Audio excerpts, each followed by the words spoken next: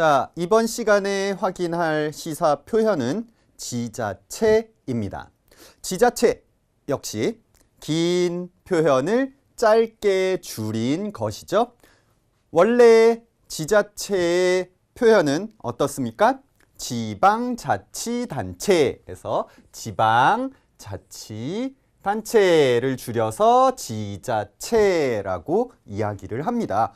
그러면 지방자치단체는 무엇입니까? 한국이라고 하는 큰 나라가 있죠. 한국이라고 하는 나라 안에 여러 지역들이 있습니다. 이 각각의 지역들을 중앙정부에서, 이제 중앙정부라고 하죠. 중앙정부가 한국이라는 국가를 관리하는 큰 정부라고 한다면 그 밑에 각각의 지역들이 각자 독립적으로 자기의 지역을 관리합니다. 그것을 지방자치제도라고 이야기하고요. 지방자치제도라고 하고, 이 지방자치제도에서 각각의 지역을 지자체라고 이야기를 합니다.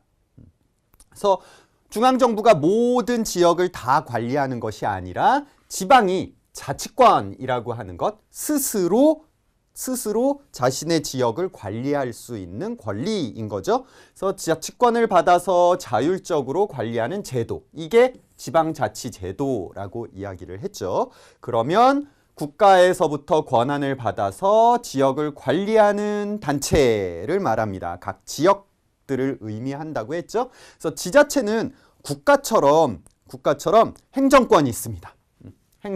실제로 관리하는, 행정적인 관리를 하는 권리죠. 그리고 입법권, 그래서 이 입법권을 가지고 있는 것이 지방의회라고 하는 게 있죠. 지방의회, 그래서 국회의원을 뽑는 것처럼 각 지역에서도 각각 더 작은 지역들의 대표를 뽑아서 운영을 합니다. 그래서 법을 만듭니다.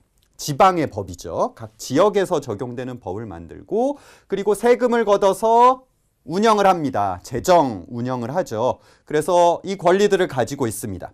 그래서 여기에 필요한 게 바로 지방의회가 있고, 지자체 대표, 기관장이라고 이야기하죠.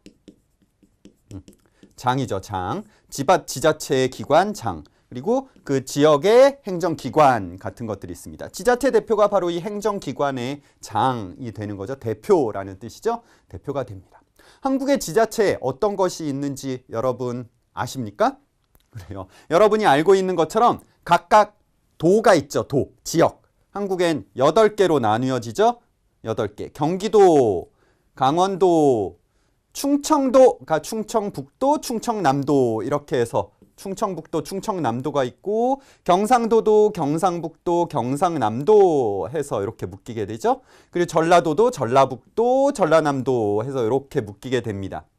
이렇게 묶이게 되고, 그리고 제주도라고 하는 거 이제 특별하게 제주특별자치도라고 해서 따로 있게 되는 거죠. 그리고 큰 도시가 있죠. 서울이라고 하는 특별한 도시가 있게 되고요. 그리고 이거 외에도 이제 시라고 하는 큰 시, 광역시라고 하는 시가 있습니다. 그래서 인천광역시, 이제 부산광역시 같은 이제 커다란 시가 있고, 뭐 제주특별시 같은 거는 이제 특별한 시 같은 것들이 있습니다. 그래서 시 혹은 도 같은 것들이 이제 지자체로서 있게 된다라는 걸 기억하시면 될 것 같습니다.